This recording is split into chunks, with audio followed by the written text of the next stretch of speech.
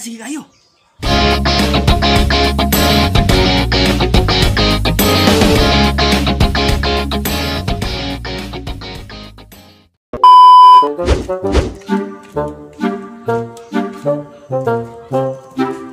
Nabakatawan.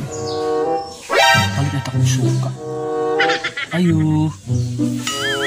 Ayo. Saan yung tindahan mo may tindira? Ayo, Roberta. Ayo. Tindahan, isirado lang tayo. Tindira ni. Ayo.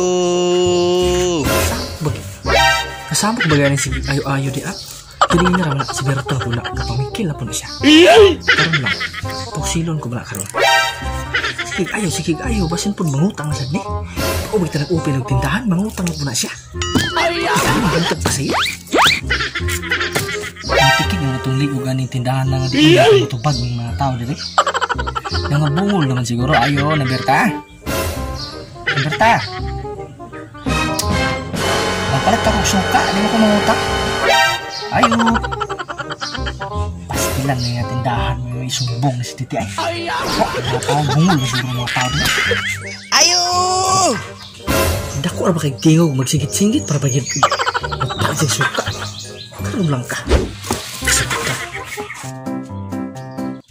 A few moments later. O sabay imo. Ganyan na naman sigit-singit na. Busan pa ka. Sambusan sa ng Berta. Tangkong karon. Sige ayo. Si palit ito ni mga. Pusilong tanong ka karon. Narikit pusil ng Berta. Nagpalit naman ito kong suka. Pusilong naman ko ni mo. Sige na, ito na ko. A few moments later.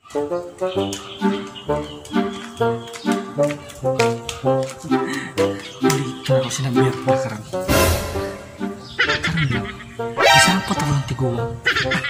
Ayo. Ayo, Berta. Ayo. Ayo. Maulit na ng tiguan. Ayo.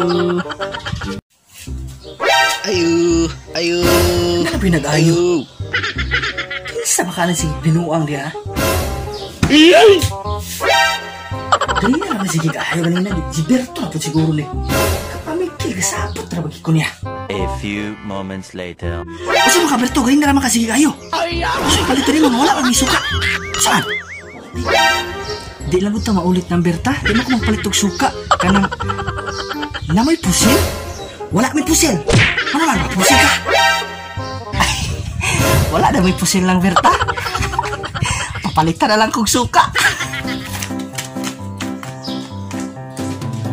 Di ulit-ulit na itong kagwa mo. Wala, sige, dangan.